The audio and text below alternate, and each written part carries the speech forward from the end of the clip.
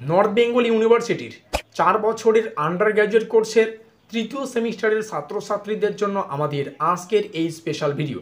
কারণ আজকের এই ভিডিওটিতে আমরা বাংলার সিলেবাস সম্পর্কে বিস্তারিত আলোচনা করব। আমাদের মেজর কোর্সের 3টা পেপার পড়তে হয়, মেজর 3, মেজর 4 এবং মেজর 5। প্রত্যেকটা পেপারের সিলেবাসে কী কী রয়েছে, কোন কোন বিষয়গুলি ঠিক কীভাবে পড়তে হবে, বিস্তারিত জানতে ভিডিওটি সম্পূর্ণ দেখতে হবে। আর হ্যাঁ, তোমাদের সুবিধার্থে জানিয়ে রাখি, আমরা প্রত্যেকটা পেপারের উপর ভিত্তি করে 100% কমনযোগ্য প্রশ্ন এবং উত্তরগুলিকে আমাদের পেইড নোটসের আওতায় করেছি। তোমরা চাইলে আমাদের পেইড নোটস নিয়ে কিন্তু পড়াশোনা করতে পারো। তো পেইড নোটসের জন্য যোগাযোগ করতে হবে আমাদের স্ক্রিনে দেওয়া নম্বর থেকে। আর হ্যাঁ, আরও একটা বিষয়, আমরা কিন্তু তৃতীয় সেমিস্টারের ছাত্রছাত্রীদের জন্য একটা হোয়াটসঅ্যাপ গ্রুপের ব্যবস্থা করেছি, যার লিঙ্ক ডেসক্রিপশন বক্সে রয়েছে। তৃতীয় সেমিস্টারের শুরু থেকে পরীক্ষা পর্যন্ত যত আপডেট, প্রত্যেকটা বিষয়ে সর্বপ্রথম আমরা আমাদের হোয়াটসঅ্যাপ গ্রুপে প্রকাশ করে থাকি। লিঙ্ক যেমনটা বললাম ডেসক্রিপশন বক্সে রয়েছে, সবাই আমাদের হোয়াটসঅ্যাপ গ্রুপে যুক্ত হয়ে নাও। তো যাই হোক, শুরু করছি আমাদের আজকের এই স্পেশাল ভিডিওটি। এই হচ্ছে আমাদের সম্পূর্ণ সিলেবাস। তোমাদের সুবিধার্থে জানিয়ে রাখি, এই তৃতীয় সেমিস্টারে এসে আমাদের মেজর কোর্সের 3খানা পেপার পড়তে হয়। এখানে সংক্ষেপে লিখে দিচ্ছি, মেজর 3, মেজর 4 এবং মেজর 5। আমরা 3খানা পেপারেরই সিলেবাস সম্পর্কে আলোচনা করব। 3খানা পেপারের সিলেবাসে কী কী রয়েছে প্রত্যেকটা বিষয়ই জানবো, আশা করি বোঝা গেল। তো শুরুতেই আমরা আলোচনা করছি মেজর 3 সম্পূর্ণ সিলেবাস সম্পর্কে। মেজর 3 আমাদের যে সিলেবাসটা হবে, এই সিলেবাসের যে টাইটেলটা সেটা হচ্ছে ভাষাতত্ত্ব ও ভাষাবিজ্ঞান। এটা আমাদের সম্পূর্ণ সিলেবাসের টাইটেল।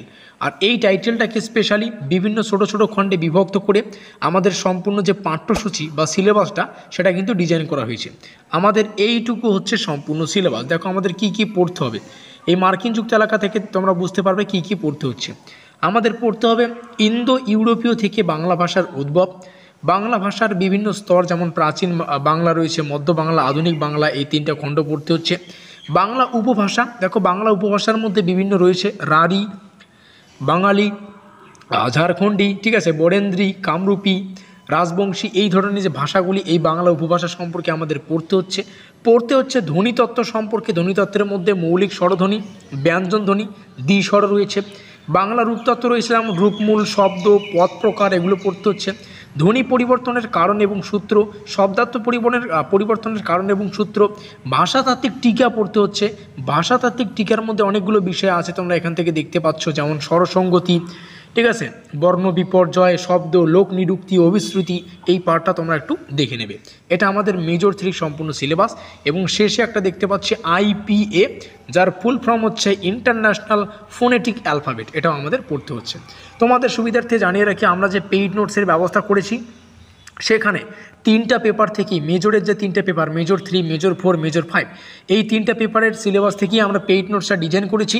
এবং সিলেবাসের অন্তর্গত প্রত্যেকটা গুরুত্বপূর্ণ বিষয় থেকে আমরা যে সমস্ত কমনযোগ্য প্রশ্ন, সেই কমনযোগ্য প্রশ্ন এবং উত্তর সম্পর্কে আমরা আমাদের পেইড নোটসটা ডিজাইন করেছি।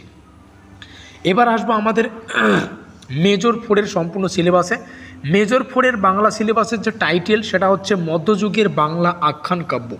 আর এই টাইটেলটাকে বিভিন্ন ছোট ছোট খণ্ডে বিভক্ত করে আমাদের সম্পূর্ণ যে মেজর 4-এর পাঠ্যসূচি সেটাকে ডিজাইন করা হয়। তো এখান থেকে দেখো কোন কোন বিষয়গুলো পড়তে হচ্ছে। এখান থেকে পড়তে হবে মুকুন্দ চক্রবর্তীর চণ্ডীমঙ্গল আখেরিক খণ্ড।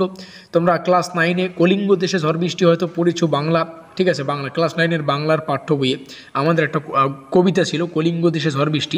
সেটা কিন্তু মুকুন্দ চক্রবর্তীর লেখা। সেই চণ্ডীমঙ্গলের আখেরিক খণ্ড আমাদের পড়তে হচ্ছে, ঠিক আছে। তারপর হচ্ছে কেতকাদাস ক্ষেমানন্দ, তার মনসামঙ্গল পড়তে হচ্ছে।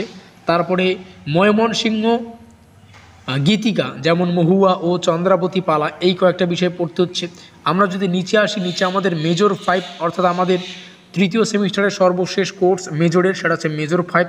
মেজর 5-এ আমাদের যে সিলেবাসটা হবে, তার টাইটেলটা হচ্ছে ছন্দ ও অলঙ্কার। এখানে ছন্দর যে পার্টটা সেটাকে আলাদাভাবে ভাগ করা হয়, এবং অলঙ্কারের যে পার্টটা সেটাকে আলাদাভাবে ভাগ করা হয়। ছন্দ থেকে দেখো কি কি পড়তে হবে। ছন্দ থেকে যেটা একটু ভাইটাল বিষয়, সেটা হচ্ছে ছন্দলিপি নির্ণয় করা। এটা তোমাদের শিখতে হবে কিভাবে ছন্দলিপি নির্ণয় করতে হয়, ঠিক আছে। তো ছন্দলিপি নির্ণয় করা তোমরা পড়বে। সেই সঙ্গে ছন্দ কাকে বলে, সংজ্ঞা এবং তার যে স্বরূপ, বিভিন্ন ছন্দ, তেমন ছন্দের মধ্যে রয়েছে, তোমরা এখানে দেখতে পাচ্ছ সংজ্ঞা আর স্বরূপ কিছু পড়তে হচ্ছে। দল, মাত্রা, পর্ব, পংক্তি, সেত, জ্যোতি, লয়, এগুলো কাকে বলে, এর স্বরূপগুলো পড়তে হবে।